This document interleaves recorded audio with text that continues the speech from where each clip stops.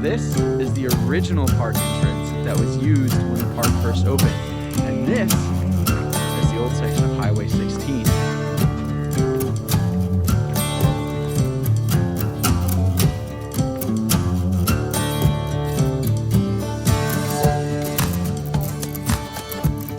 Beautiful, beautiful rainbow. Send them on back. All right, we have made it to our first stop and we've got a little bit of a hike ahead of us, but it is currently 29 degrees and dropping fast. It is going to be a cold night. So hopefully dinner that I make tonight is going to be enough to keep us warm, and I'm going to try and show you guys how to make it. So right now we are hiking an old Forest Service road to get to something that is sentimental to me. I've never found it before, which is crazy, but this spot is very sentimental, and once we get up there I'll kind of explain why.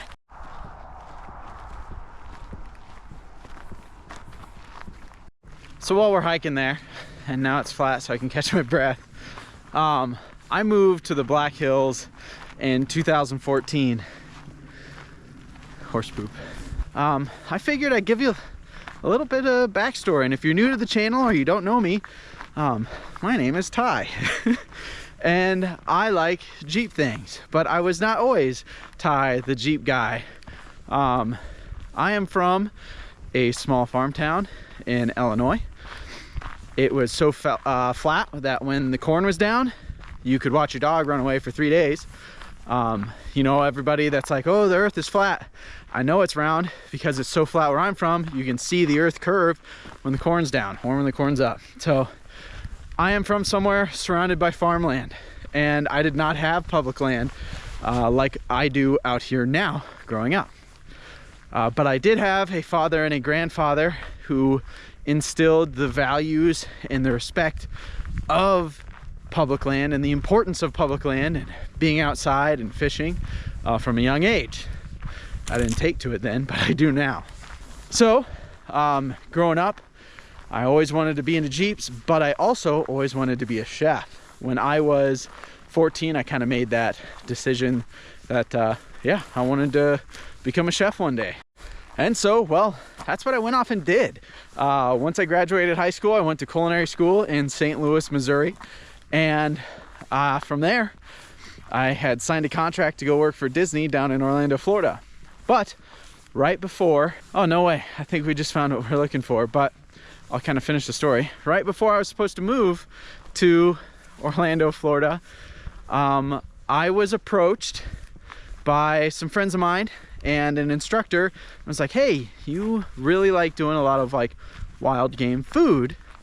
Why don't you consider interviewing with Custer State Park? He's like, I got a friend who's coming out here to interview a bunch of people, and I think you should do it and you would like it. I received a job offer to come work in Custer State Park as a line cook at the State Game Lodge.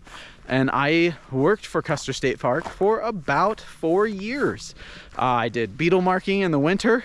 I ended up going to work for another restaurant here called Skogan. So I really got to accomplish my dream of being a chef. But in the long run, I also discovered I really enjoyed tackling the things I always dreamt of doing. And that was doing Jeep stuff and camping, hiking, and all those things that are associated with the outdoors. Now, as time went on, I got really into it.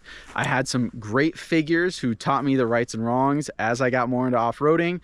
And I had some great figures that taught me how to fly fish here in the park, that taught me the importance of, well, respecting what we have around us. And that kind of goes back to what my parents and grandparents taught me. And so here we are 11 years later, and why I'm bringing you along on this trip is because this is a very sentimental one to me, and I've been bringing you guys along for adventures since 2017, and I figured I haven't really given you a chance to get to know me and the things that I appreciate. And so tomorrow's Thanksgiving, and I thought, what better way to let you guys a little bit more into my life than to bring you along for my annual trip into this state park to remind me how much I appreciate this area and how much I appreciate the things that are around me. Now I'm gonna let you guys in on what we were out here looking for today. Custer State Park has roots going back to the 1890s and was created an official state park in 1919. Millions of visitors come out here every year now to come see the buffalo roundup, Sylvan Lake Lodge, State Game Lodge, to come drive the wildlife loop.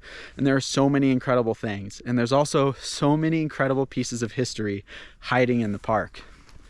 Like this right here. This is the original park entrance that was used when the park first opened. And this is the old section of Highway 16. Now, when South Dakota became a territory, the federal government allotted lands throughout the state to be used for schools. And they could be, used from putting a school on it to selling the land to fund school programs.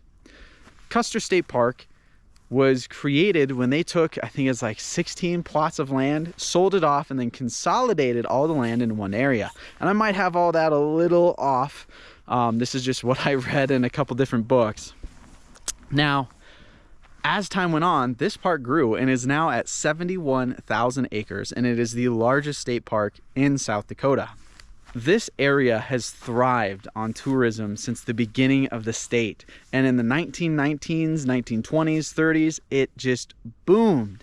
The Civilian Conservation Corps came out and started building some of the lodges and the infrastructure we see in the park today, from the roads, the lodges, the bridges.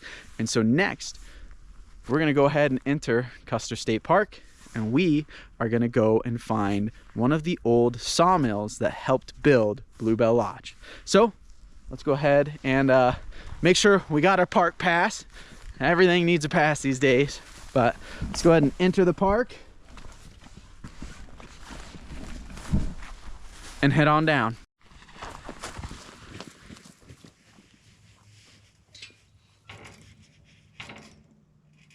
All right, guys, we have made it to the little bonus stop I was hoping to make it to, and it is one of the first public schoolhouses that existed here in the Black Hills. The schoolhouse here was built by timber that was cut and hand sewn from the nearby area. They used oxen to pull the logs up here and build what we have behind us. Now, this was the first public school in the area, and Mr. Fowler taught the first session in 1882. Now, the last session was hosted by Mrs. Margaret Adair in 1920. And now it kind of just sits idle along a gravel road right outside of the park. We're gonna go ahead and take a second, take it all in, take in the views. I mean, it is absolutely beautiful right now, just cold. And then we are gonna start heading to our last spot, which is the sawmill. And then we're gonna get to camp, set up camp, and make some dinner. All right, guys, that sun is setting incredibly fast. We gotta get rolling. On to the next spot.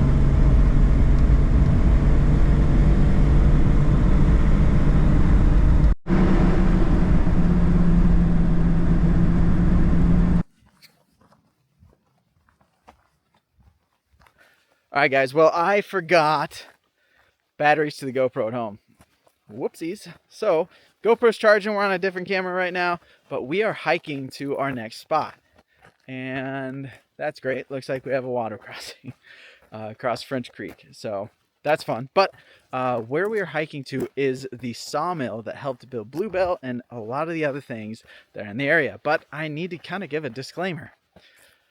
Unfortunately, there was a fire several years ago, and the last time I was at this spot was before that fire. So I have no clue what's left, and I'm kind of curious to see what's left and show you guys as well. And I think I found a picture of before the mill was abandoned and everything too. So, all right, we got ourselves a creek crossing here, and my hands are freezing.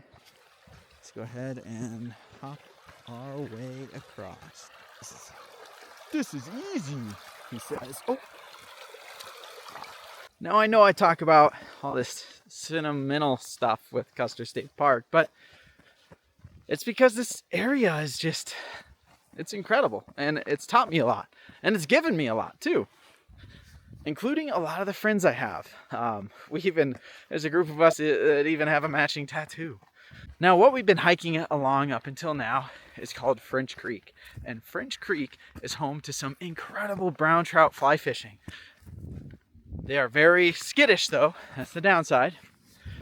And something you should know is right now the city of Custer is trying to rework where they pump their sewage effluent to French Creek. And a lot of the arguments, I understand, you know, it's cheaper to do it that way. They don't want to have to spend the millions of dollars to do it. And some make the argument that sewage effluent is sometimes cleaner than running water like what's in there right now. And while I'm sure there's studies that suggest that, it doesn't get all of the antibiotics and all the medicine that people take out of that when the water goes back into reclamation. And I don't know. It doesn't sit right with me to pump sewage effluent, treated poo-poo water, into a place where a lot of homesteads along that creek get their drinking water from, and where kids go out and play in the summertime, and people come out to fly fish. It just, I don't know, something doesn't seem right there. And if you want to learn more about it, you can check out Protect French Creek, and I'll leave a link down in the bio so you can check it out and kind of form your own opinion. I'm not going to tell you here nor there, but to me, it just, I don't know, it doesn't sit right. And you got to stand by stuff you believe in. So, all right, I'm getting out of breath. We just had a pretty gnarly, rocky hike up. We're going to go ahead and keep on pushing.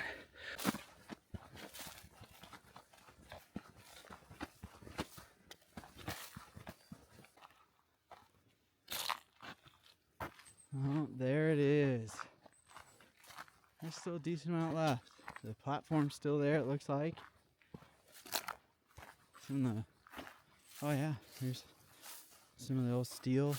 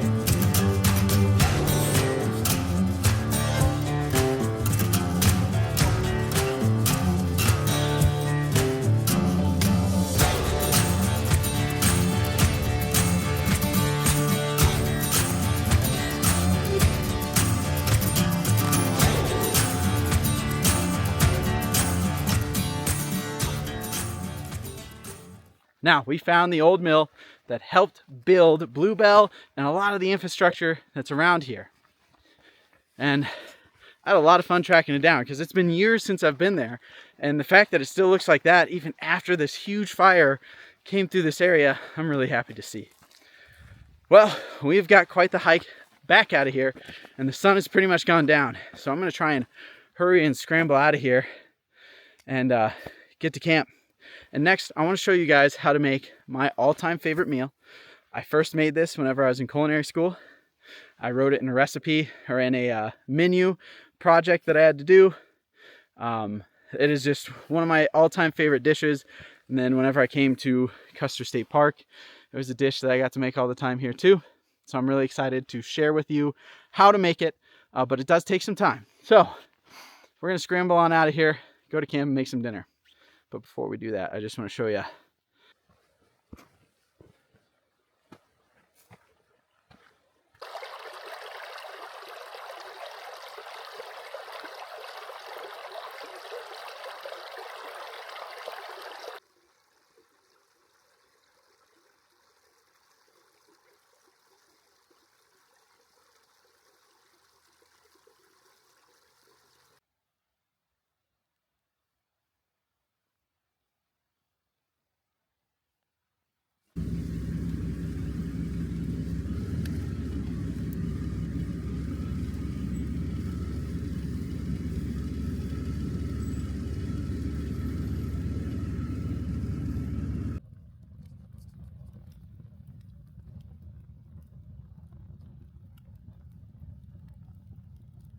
Well, we made it to camp.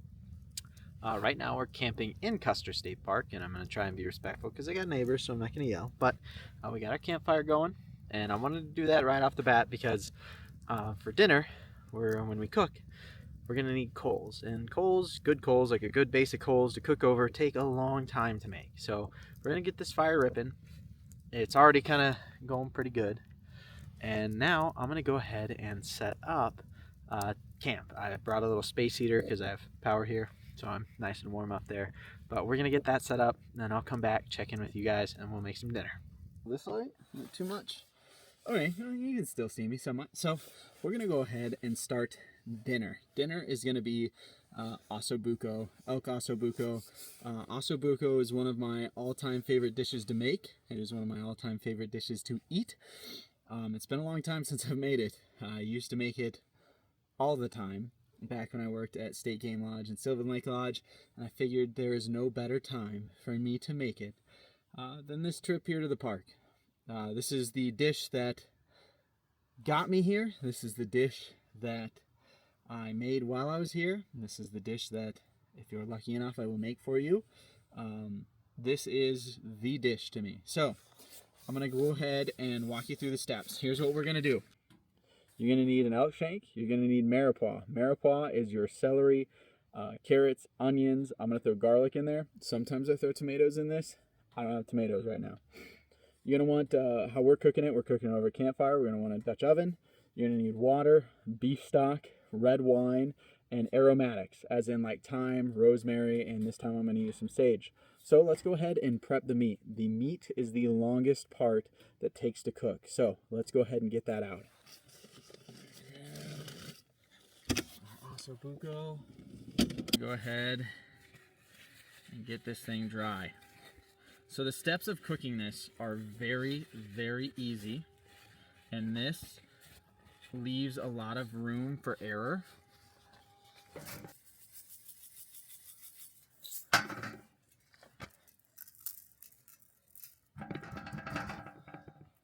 like it salty. I'm sorry, I'm not Gordon Ramsay or Guy Fieri when it comes to filming me cook. Okay, so we've got salt and pepper. What we want to do is sear this first, then we're going to throw in our mirepoix, which is all those vegetables I named off earlier. Once those are all seared up and looking beautiful, we're going to hit the pan with red wine, beef stock, and water. We're going to hit the red wine first, let it cook down a little bit, and I'll show you when we do that. But the reason we're doing that is when we go to sear this and then our vegetables, it's going to create something called sook. Sook is like concentrated bits of flavor. You want it.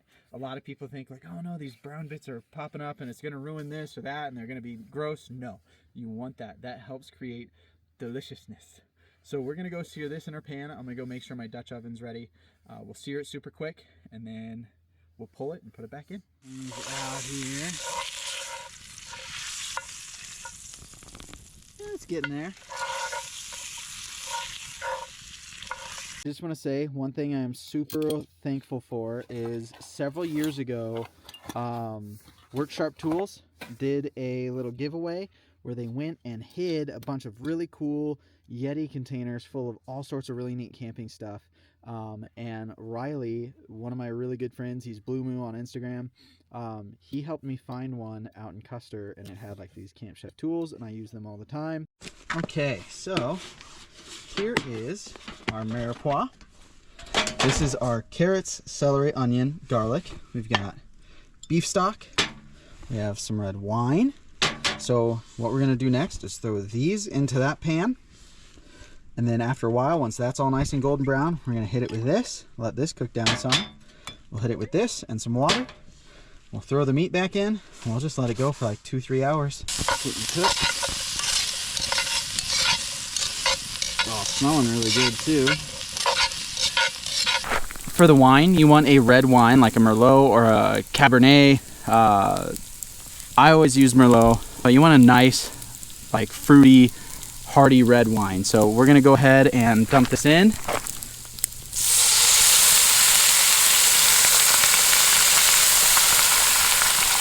And we're gonna let that cook down for a little bit.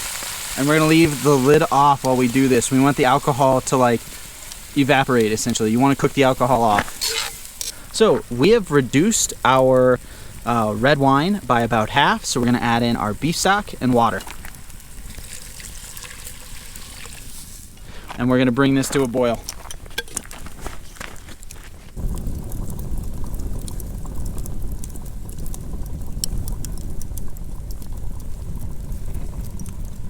All right, well, you guys can hear it boiling away. That's gonna sit in there for almost 3 hours till it's nice, fall off the bone tender, all the liquid has boiled down. Then we're gonna save some of that liquid to make our sauce tonight. But I need to go ahead and just let this cook. I'm gonna hang out, have a beer, and just reminisce, I think. Okay, so now that our osso buco is rolling and it smells oh so good, we're gonna go ahead and start. Oh no! We forgot our freaking aromatics. Let's take a look at it. Ooh, look at that. It's looking beautiful. We're gonna go ahead, bury that.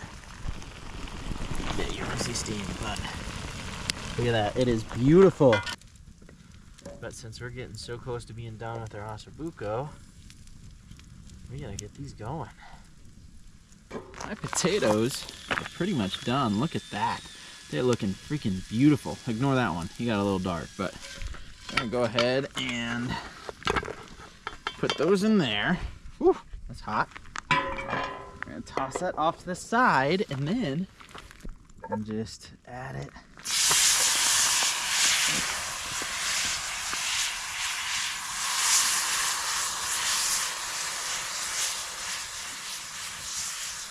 Right into there. Let's see if I can do this in a minute. We are going to add our final tablespoon of butter into there. Whoop. Let that cook down as well. So what we're creating right now is a pan sauce. I literally just took the liquid from our braise, I threw it into here, and we're waiting for it to get a little bit more syrupy. We're gonna pour it over our osso buco. All right guys, it is time for our money shot. There we go. All right guys, well, we are gonna have a really good beer with some really good dinner, and then I'm gonna climb on up into the tent, get some rest because we have an early morning. Fingers crossed the lake we're gonna go fish, the ice hasn't frozen over yet. If not, we're gonna hit it. If it is, then we're just gonna go hang out. I'll show you guys the hike, but I'm gonna go ahead and finish up some dinner. I'll see you guys in the morning. Good morning. It is a brisk and chilly Thanksgiving Day morning. We got some great sleep up in the tent. I grabbed a spot with power so I could run a space heater. There's condensation up there, so I'm gonna let the space heater run for a little while and dry it out. I wanna show you guys why I grabbed this spot. The downside is it's about that time of the year when everything starts freezing over. In years prior, it's been open. I actually would hike over here and I'd fly fish, but can't fly fish. It's all frozen over. Not making anything crazy, just some oatmeal. I'm missing my spoon side, so I'm gonna have to use my fork. Remember, a watched pot never boils.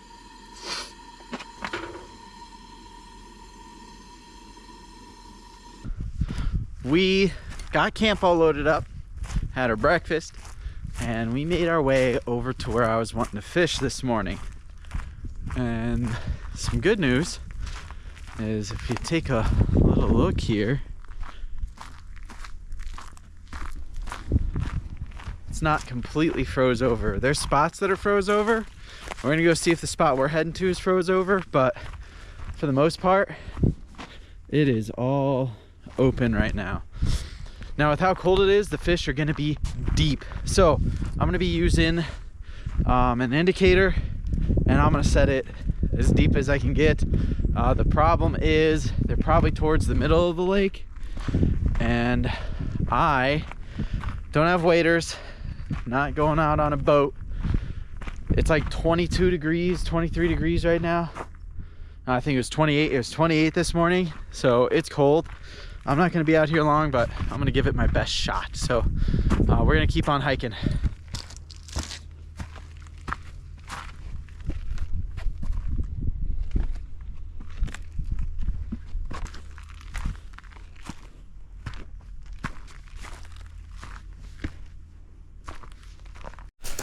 So recently I picked up a 7-foot 3-weight, but we're not using that today. We're gonna be using just this one I've had for freaking ever. It's a 9-foot 5-weight. It works. That's all I needed to do.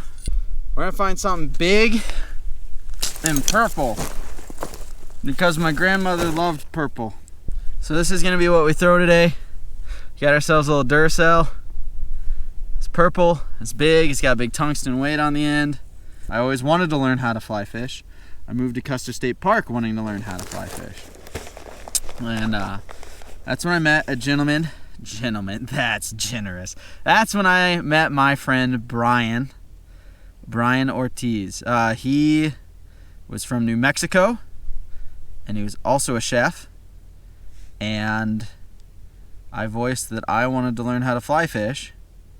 And so he made it his mission to make sure I bought like a beginner fly rod set, and he taught me out here at this lake and along the creek that's from it. I'm pretty positive this is his favorite place to fly fish as well. And so this place is very special to me. And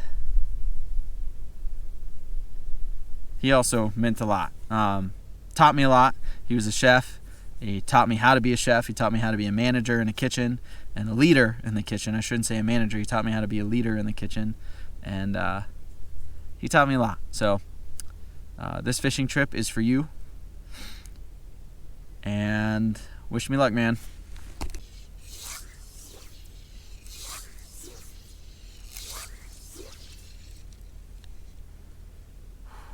I don't think that's far enough out, but I guess we'll see what happens.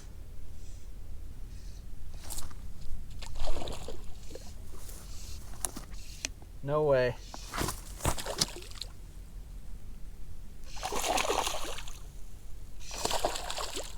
Oh, it's a beautiful rainbow. I just gotta get it in.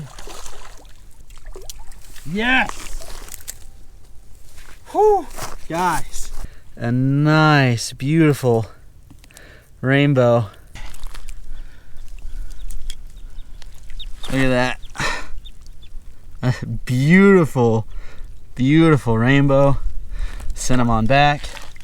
That's some cold water. It's time to go home, guys. Man, I was just checking my clock too, and I realized I only had like 20 minutes to catch a fish before I had to go home and make Thanksgiving dinner, and we caught ourselves a beautiful rainbow. This trip is kind of like my tradition. I usually do it right before Thanksgiving, but this time it spilled over into Thanksgiving. We got to go and track down some of the history that helped build this park. We got to go and make a dish that I feel has inspired a lot of things that happened in my life. It's one of my favorites, and hopefully I did a good enough job filming it that you guys can recreate it at home or on your next camping trip. This morning we got to wake up and go fishing at a spot that I love oh so much. All right, guys, well, I got to get back to the Jeep so I can head on down back home and start making our Thanksgiving dinner. I'm running a little late, but I just want to thank you for coming along for the adventure. We got to do some awesome stuff, but I also want to take a second and thank all of you who have been subscribed and who comment on the videos and watch the videos and share them. It means the world to me. I want to thank everybody who's supported the channel, supported all the Tread Lightly stuff I've been doing, and I really appreciate it, and it means a lot. I also want to say thanks to all the people I've gotten to meet on all my adventures, from working in the park to all the Jeep trips. I also really appreciate you guys and all the memories we've created together. Well, that's really about it. We're gonna go ahead and end this video here, and you already know the drill. Get on out there and keep on Jeeping on. No way, it's a bald eagle.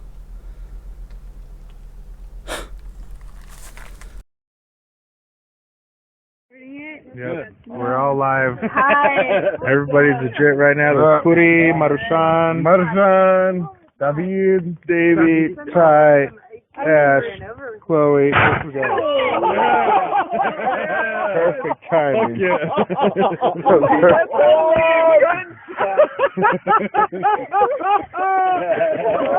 yeah.